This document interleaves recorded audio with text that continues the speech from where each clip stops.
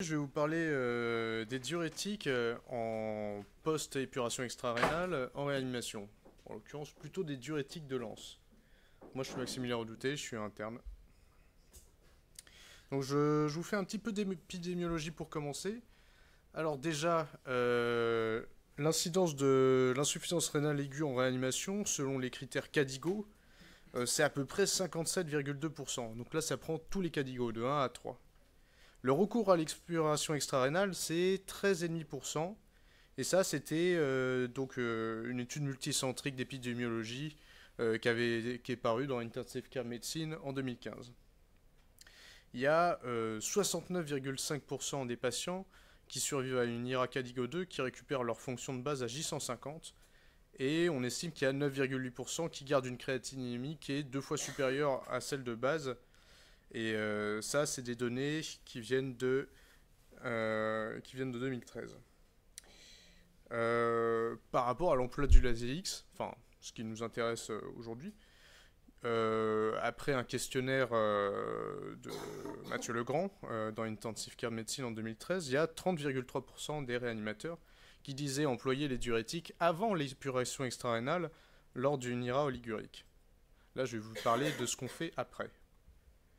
Donc là, je vous fais un petit cas clinique. C'est un patient de la réanimation, monsieur E, 69 ans, qui a présenté un AVC ischémique cérébelleux et du tronc cérébral. Donc, monsieur qui a présenté un AVC au Maroc, c'était le 3 octobre, avec un syndrome de Wallenberg qui était incomplet. Principaux antécédents, il est hypertendu, il a une BPC au GOLD 2 post-tabagique, il a eu une lobectomie supérieure droite sur un adénocarcinome bronchique en 2003. Donc, comment ça se passe là-bas? Ils ont besoin de l'intuber 2 fois sur des inhalations. Ils l'extubent le 17 octobre et le transfèrent chez nous pour rapatriement, c'est un citoyen français, au KB le 19-10. Chez nous, 2 jours après, il se produit malheureusement une inhalation massive et là-dessus, il fait un choc distributif avec nécessité d'intubation, une noradrénaline jusqu'à 7 mg/h, une adrénaline jusqu'à 1 mg/h, et donc une défaillance rénale, avec une nécessité d'épuration extra-rénale à partir du 24 octobre sur une IRA qui était Cadigo 3 oligurique. Finalement, toutes les défaillances finissent par se résoudre, sauf la défaillance rénale. Et donc là, quand je vous parle au début de ce cas, on est le 3 novembre, soit 10 jours après le début de l'épuration. Il a pris 4 kilos, il a des œdèmes des membres supérieurs, on l'a trachéotomisé, il est à défaillant et en fait on essaye d'avancer sur le sevrage respiratoire. Il se remet à avoir une diurèse spontanée, environ 250 à 300 cc par jour. Donc là, de là découlent mes questions, puisque finalement nous on en a discuté au staff et c'est finalement quelque chose de pas si simple. Et moi je voulais un peu avoir votre avis sur... là par exemple, vous avez ce tableau. Qui met des diurétiques? D'accord. Quelques mains se lèvent et non des moindres. Ok. Pourquoi? Dans quel but?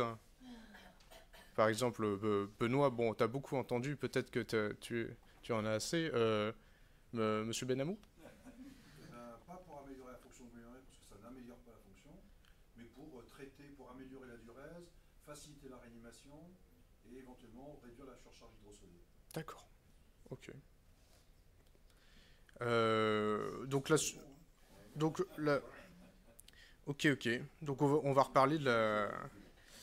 Et là-dessus, également, je voulais savoir, à partir de quand est-ce que vous mettez des diurétiques dans des cas comme ça? Est-ce que c'est sur tous les malades ou est-ce que vous avez un peu un cut-off déjà de diurèse qui vous ferait mettre le furosémide à ce moment-là?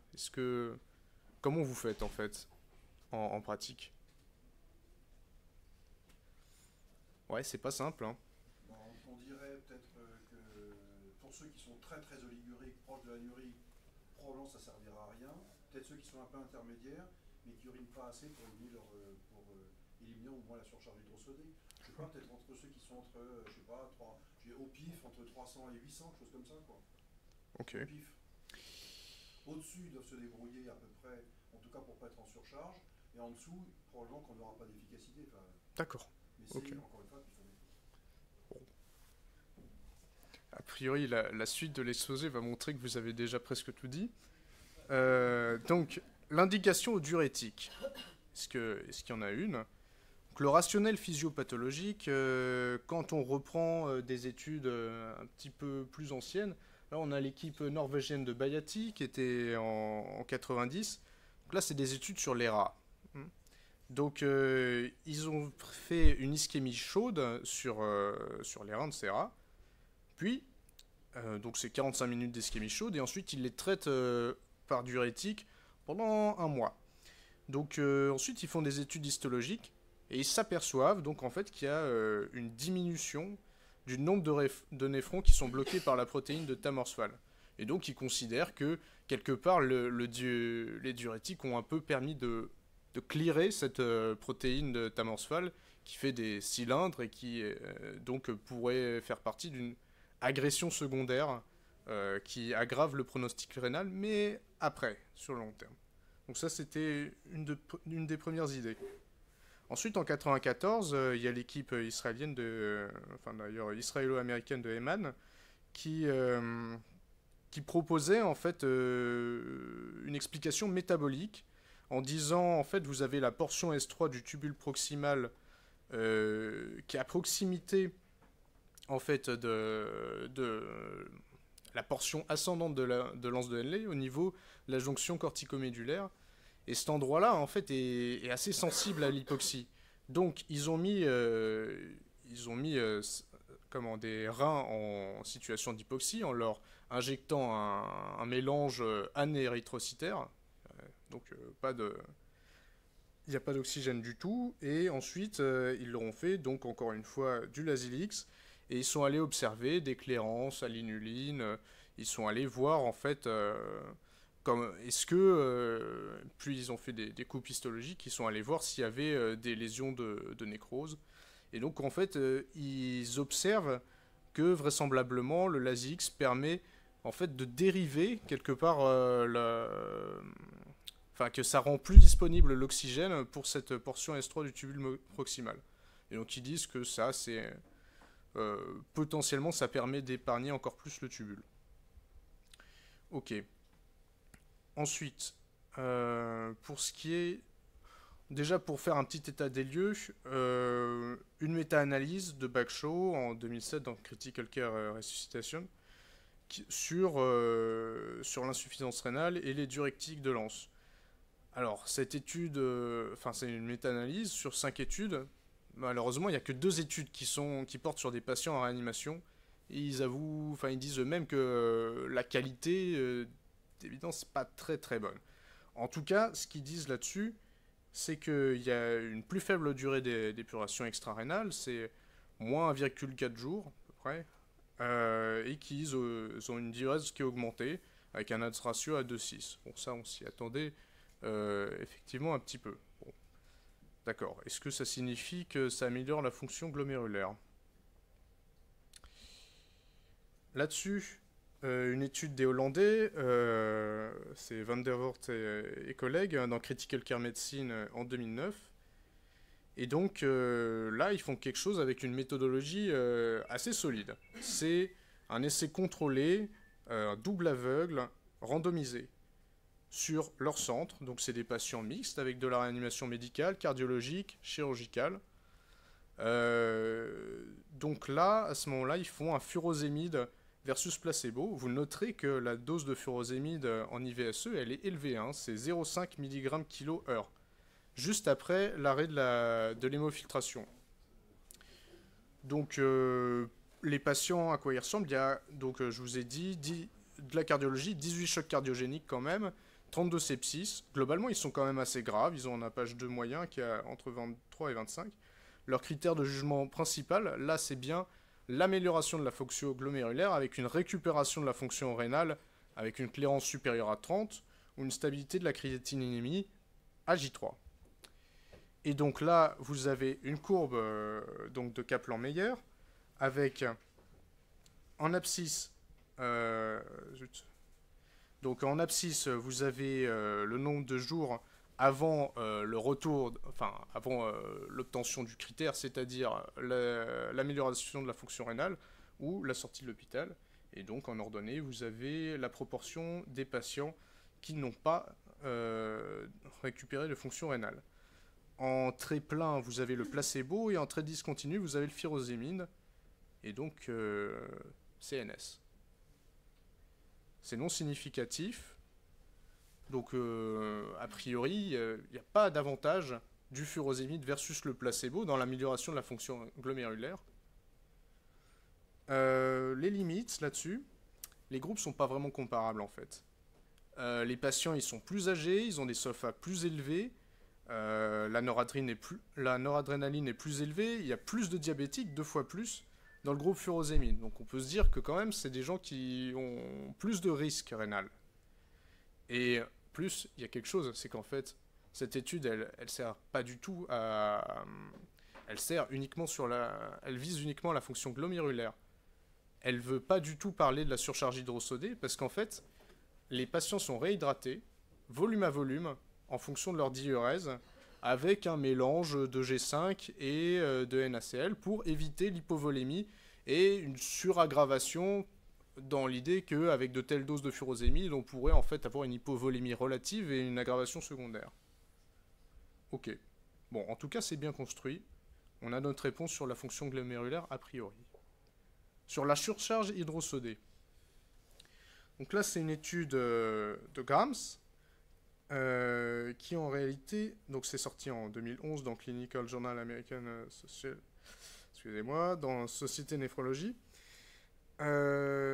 qui s'intéresse, en fait, il récupère la cohorte de l'essai FACT, qui était une cohorte, donc c'était un essai sur l'attitude restrictive versus libérale chez des patients agressifs pulmonaires. Ils récupèrent cette cohorte en fait qui a beaucoup de données et ils font une analyse post-hoc là-dessus. Donc c'est du multicentrique randomisé contrôlé, certes post-hoc, mais ça reste quand même un bon niveau de preuve. Donc il y avait 1000 patients dans FACT, 306 ont développé une IRA et c'est sur ces patients qui se sont intéressés.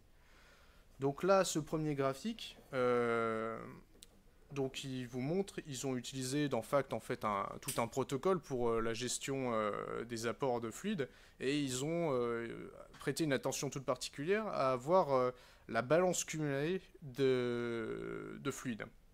Donc là vous voyez en grisé, vous avez la moyenne et l'écart type de la balance cumulée sur le groupe libéral. En trait plein et avec, avec des points noirs, vous avez le groupe restrictif. En abscisse, vous avez les jours de l'étude, donc c'est sur 7 jours.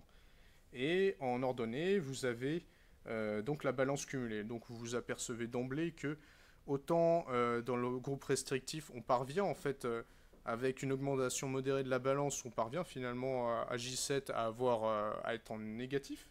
Alors que sur la balance cumulée, on arrive quand même jusqu'à presque 15 litres pour l'écart type O chez le libéral. D'accord.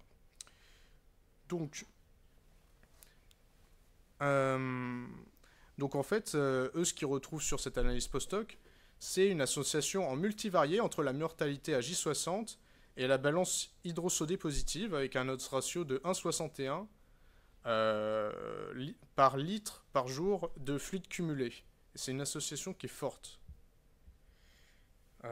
Autre chose, ici c'est sensiblement le même graphique, simplement là on analyse la dose cumulée de furosémide et non plus la balance hydrosodée.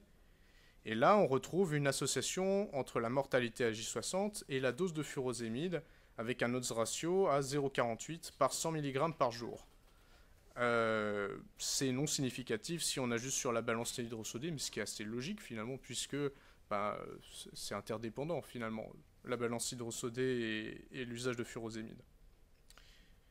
Ok. Donc finalement, on a l'impression que faire attention à la balance hydrosodée, peut-être par le biais du Lasélix, ça permet de réduire la mortalité. Là, ce sont les recommandations communes de la SFAR et de la SRLF qui est sur l'insuffisance rénale aiguë, qui sont sorties en 2015. Donc ici, première chose, donc là ça va dans le vent de ce qu'on retrouve donc, chez les patients agressés pulmonaires, chez les patients septiques. On se rend compte qu'en fait, après une phase de réanimation initiale, il faut probablement éviter la surcharge hydrosodée en réanimation. On montre qu'il y a une surmortalité, qu'il y a plus de morbidité avec les patients. Enfin, plus la surcharge hydrosodée est importante, plus probablement cette morbidité est importante. Bon, donc ils le rappellent ici. Et donc ils nous disent, avec un accord fort et un gros niveau de preuve, qu'il ne faut pas utiliser de diurétiques dans l'objectif de prévenir ou de traiter une insuffisance rénale aiguë. Ça c'est clair. Mais en revanche, qu'on peut probablement quand même les utiliser au traitement de la surcharge hydrosodée. Par ailleurs, dans ces recommandations, tous les autres traitements adjuvants, tous, sont la N-acétylcystéine, la dopamine low dose, tous ne sont pas recommandés. Mais on laisse quand même un peu de place au Lasix, donc c'est pas complètement délirant de se poser la question. Alors, est-ce qu'il y a une valeur seuil de diurèse et ce concept de stress test, voilà, qui est apparu ces dernières années. Donc, première chose, c'est ici on a donc une analyse post-hoc avec notamment donc Uccino et le professeur Bellomo. Donc c'est une analyse post-hoc de BEST où c'est des patients en chir majeur ou septiques. Et on voulait trouver s'il y avait des valeurs prédictives de sevrage à l'épuration extra-rénale. Et là, ils retrouvent, en fait, là vous voyez une courbe ROC, donc un moins la spécificité ici en abscisse et la sensibilité en ordonnée. En très plein, vous avez chez les patients qui n'utilisent pas de diurétique, ici, donc finalement ça semble être la meilleure courbe. Et chez les patients qui utilisent les diurétiques, là, on a une courbe ROC qui est quand même beaucoup moins bonne. En tout cas, ce qu'on nous dit, c'est que pour une valeur cutoff de plus de 400 ml par jour de diurèse, on a une valeur prédictive positive de 80,9% pour dire qu'on va aller vers un sevrage de l'épuration extra-rénale après l'arrêt.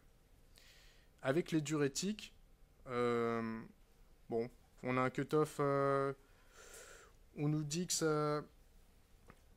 En fait, s'ils font une dose avant d'arrêter l'épuration extra-rénale, ils considèrent qu'à plus de 2300 ml par jour, ils ont une VPP qui est assez bonne, mais vous voyez que que la courbe ROC est pas très bonne.